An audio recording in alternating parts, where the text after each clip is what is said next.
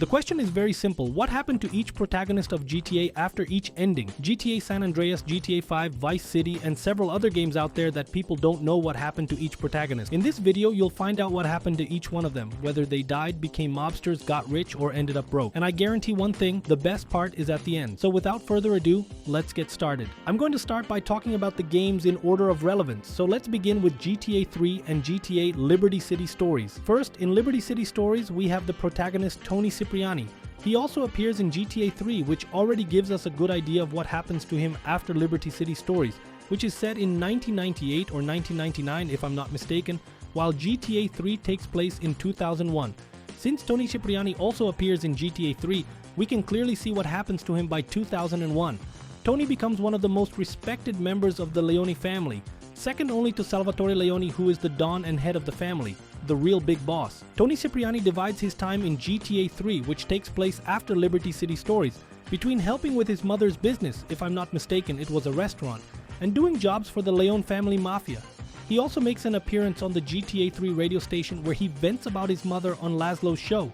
For those who didn't notice regarding Toni Cipriani and his missions tied to his mother, she's constantly berating him, calling him all sorts of names.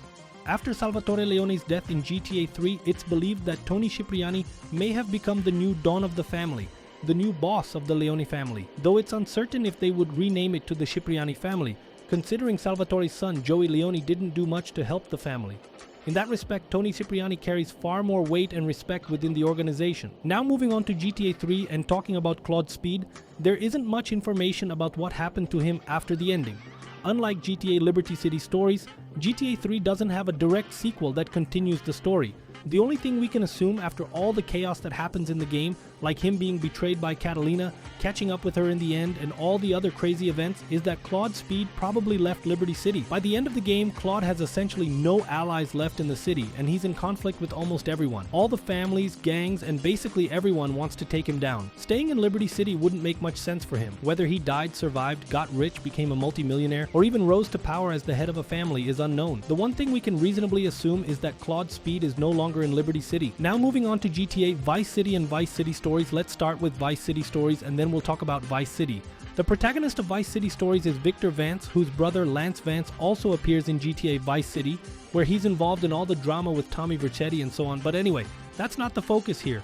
Victor Vance is the first GTA protagonist to have an official death in another GTA game. After his incredible journey in GTA Vice City Stories, Victor meets his end in a deal gone wrong. At the beginning of the regular GTA Vice City, during a negotiation with his brother Lance Vance, Victor is caught in an ambush where the feds are already waiting to take down him and several others. While Lance Vance, Tommy Vercetti, and a few others manage to escape, Victor becomes one of the casualties of the chaos. This event fuels Lance's quest for revenge throughout GTA Vice City, leading to all the drama and betrayals that you probably already know. Now moving on to GTA Vice City, which in my opinion is an absolutely phenomenal game. Seriously, it's top tier. By the end of the game, Tommy Vercetti is incredibly rich and one of the most respected mobsters in the city. He owns several properties involved in all kinds of illegal activities, including printing counterfeit money and selling drugs from an ice cream truck. It's just wild. What can we infer happened to Tommy? It's safe to assume that he remained alive, wealthy, and an influential mob boss. In fact, he might be even more powerful today than he was when we finished GTA Vice City. In the San Andreas prequel, The Introduction, we see several key events that help piece together what happened before the main story of GTA San Andreas. In this introduction, we see Ken Rosenberg just after being released from prison. One of the first things he does is try to call Tommy Vercetti, but he's unable to reach him. This suggests a few things. If Ken was reaching out to Tommy in 1992, we can reasonably assume that Tommy is alive. The fact that Ken couldn't talk to him might mean one of two things. Either Tommy didn't want to speak with him, or Tommy's henchmen didn't pass the message along. However, at no point is it suggested that Tommy is dead, so it's safe to infer that he was still alive during the events of GTA San Andreas. Yes. Tommy Vercetti, please. Tell him Ken Rosenberg called. Ken Rosenberg, you haven't heard of me? Who are you? Ken Rosenberg. Rosenberg. Oh, really? You told him I called? Look, I made that ingrate, and now he won't take my calls? Just put him on the phone right now. Hello? Hello? There's another mention which might just be a fun reference during a mission in GTA San Andreas where Ken Rosenberg and CJ are in the middle of a chaotic shootout, taking down enemies left and right. At one point, Ken says something that makes it seem like he confused CJ with Tommy Vercetti. He reminisces about how crazy and wild the old days were. So exciting, Tommy, it's like old times. Who the fuck is Tommy? Which is likely a callback to his time with Tommy in Vice City. It's a subtle moment, but it's an interesting nod to Tommy's influence and legacy in the GTA universe. It shows how deeply those events from Vice City left their mark on Ken Rosenberg, even as he tries to navigate his new chaotic life in San Andreas. It might just be a nostalgic reference, but it's still a cool detail for fans of both games to catch. In other words, this means that by 1992, the time period in which GTA San Andreas takes place, Tommy Vercetti is still alive, doing well, and likely an even more badass mob boss than he was when we finished GTA Vice City. Moving on to GTA San Andreas, this game was truly iconic, man. CJ's story and his journey are absolutely incredible. By the end of the game, you're loaded with money, respect, and influence, leaving everyone wondering what really happened to CJ after the end of GTA San Andreas? While there aren't any concrete answers, there are a few hints that give us an idea of where he might have gone. Throughout the story, CJ grows from someone trying to find his place back in Los Santos to a powerful figure controlling Grove Street and much more. But the game doesn't explicitly tell us his fate, leaving room for speculation. Let's dive into some clues to try and piece together what might have happened to him. The first thing you need to know is that CJ became incredibly wealthy during the events of Grand Theft Auto San Andreas. By the end of the game, he's a multimillionaire. He also became a co-owner of a casino, and the manager of Mad Dog, the rapper in the game who's essentially a representation of Snoop Dogg. At the end of GTA San Andreas, wide tour across the US, and it's implied that CJ will join him since he's now Mad Dog's manager. From what we can gather, Kendall might also be part of this tour. After this, it's safe to assume that CJ transitioned more into being a businessman than a street gangster. He no longer had any real need to stay involved in gang life. In fact, gang life wasn't really CJ's thing to begin with, it was more Sweet's domain. CJ got involved in gang missions largely out of loyalty to Sweet, and not because he was particularly passionate about helping the gang or the neighborhood. This shift makes sense for his character arc, moving from survival to thriving as a legitimate businessman. There are some references to this in both GTA 4 and GTA 5, even though they're technically set in different universes. GTA San Andreas exists in the 3D universe, while GTA 4 and GTA 5 are part of the HD universe. Still, there are clues and nods to CJ's whereabouts. For example, in GTA 4, there's a poster that seems to feature CJ as a symbol of success and extravagance. If you check out this specific area on the map, you'll find this poster, which portrays CJ as a wealthy businessman and a representation of luxury. This strongly suggests that he became a successful entrepreneur, living the life he always dreamed of. In GTA 5, there are additional references. Lamar mentions the old leaders of Grove Street when talking to Franklin, referring to them as the OGs who used to run things.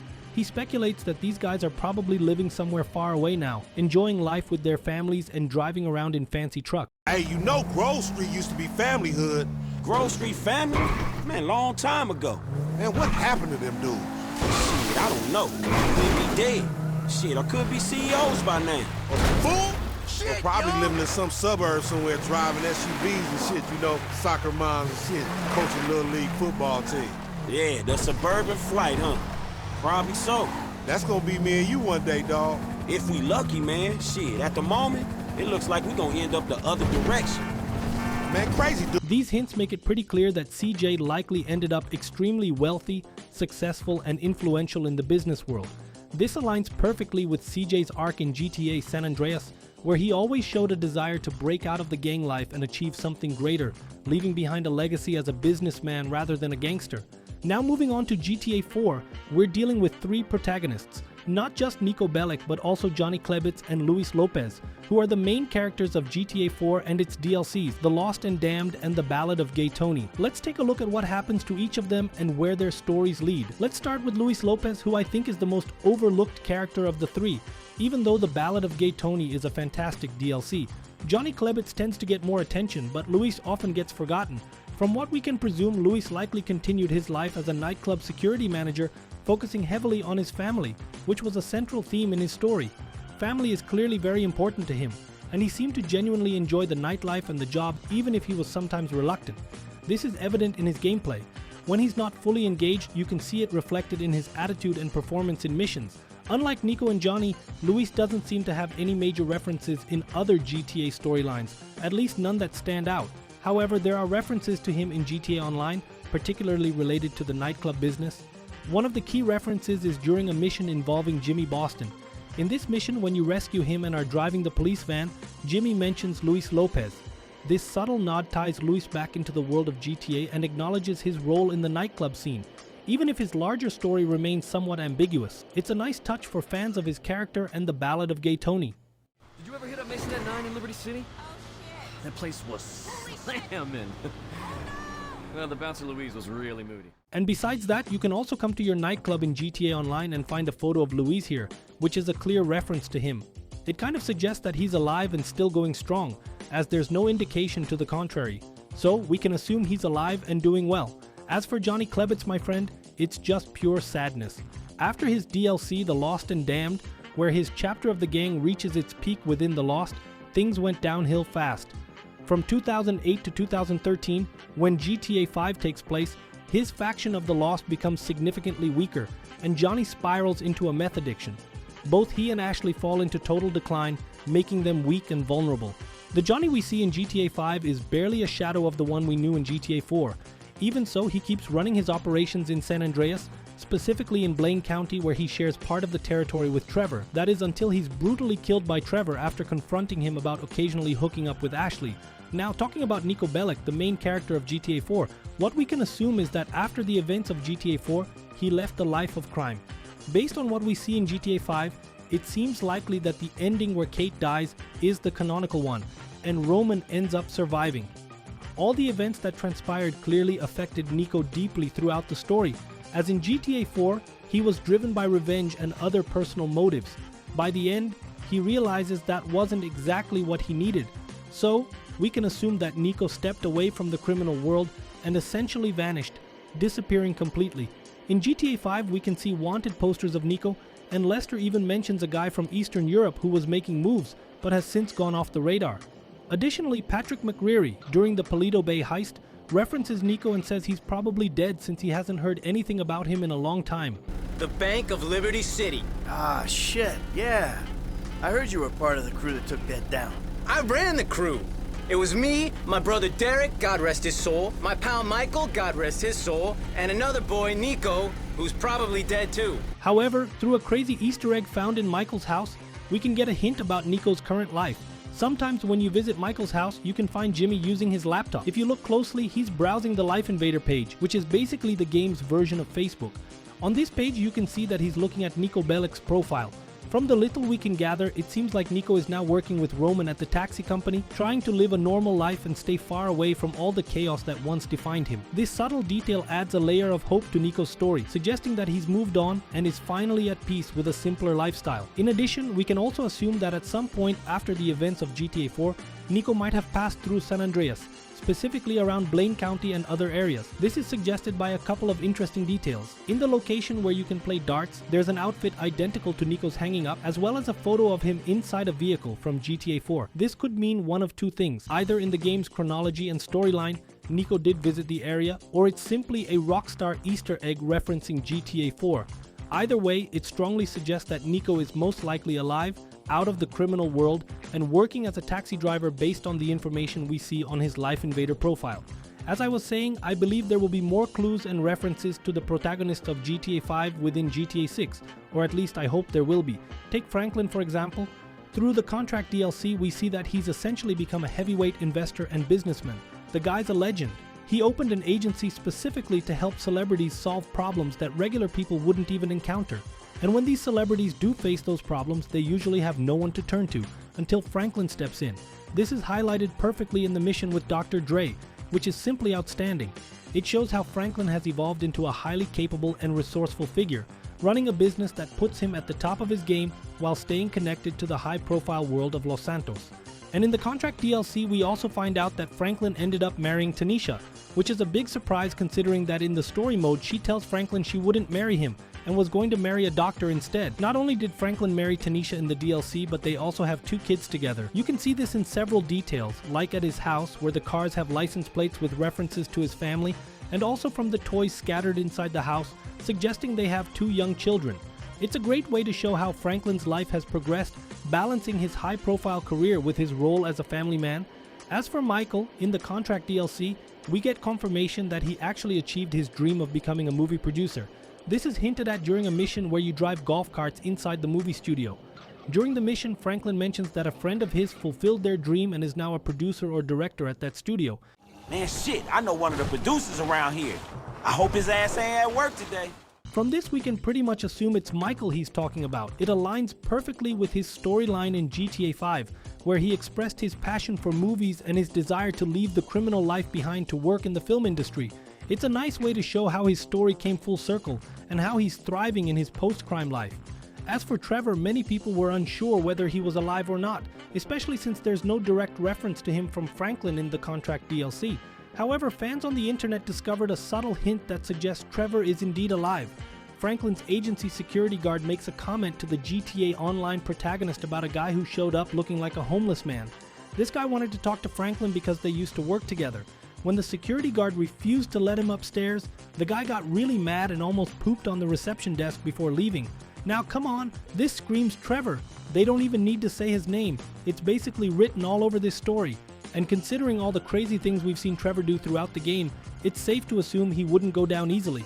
This little anecdote is a perfect nod to his chaotic personality and a fun way to imply he's still out there causing mayhem. Hey, this crazy dude swung by earlier, dressed like a hobo, like really on edge. He swore him and Mr. Clinton used to work together.